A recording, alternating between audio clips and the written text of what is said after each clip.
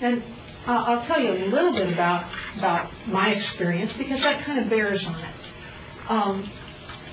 I started out, my first teaching, other than what I did in high school, and when they gave me a classroom and had me teach reading to kids that weren't getting it, I started out teaching at the college level. Did a little bit of teaching at the college level. Then I moved to teaching high school. Then I went for a PhD, and my advisor said, where your career is going, you need an elementary credential. And I thought, oh my gosh, where does he think my career is going? And he went on and said, and I've arranged for you to teach kindergarten.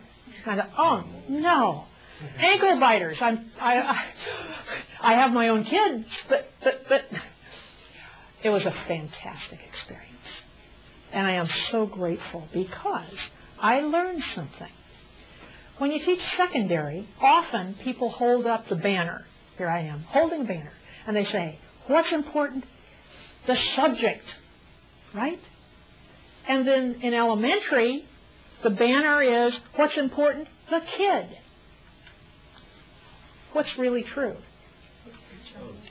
The child is extremely important, but is there a reason for school if we don't bring in the subject? Therefore, both are important. And the secondary teacher in me needed to learn that part. And it made me a better secondary teacher. So, for me, the philosophy says, let's combine these. My philosophy also, I call myself a neo-constructivist.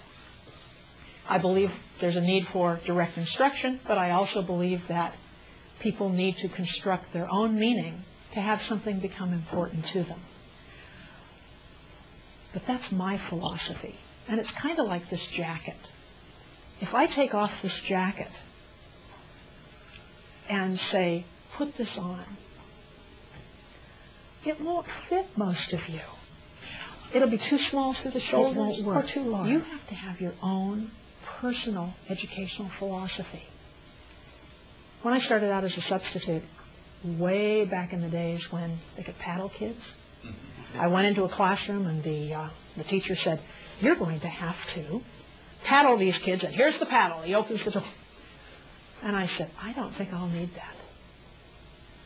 Now, good grief, I'm 5'10", almost 5'11", or I was. No, you shrank. I didn't. Sure, there were gangs in the school, but, gee whiz. I didn't see that I'd need that. The kids were hearing this. They were ninth graders. They heard the whole scenario. They were good. They were wonderful. And I didn't need the paddle. That's why I got a job. But my philosophy said, that's the wrong thing to do.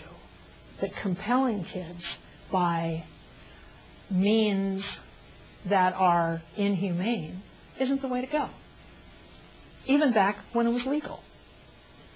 It still wasn't moral. For me. So, think about, I've done my little patter. My career, I've taught gifted, I've taught special ed, I've taught regular ed, I ran a school in a psychiatric hospital.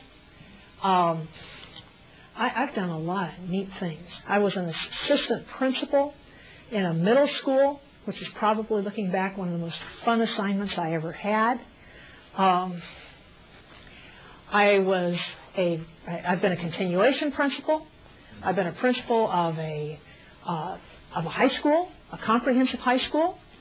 I've been an assistant superintendent.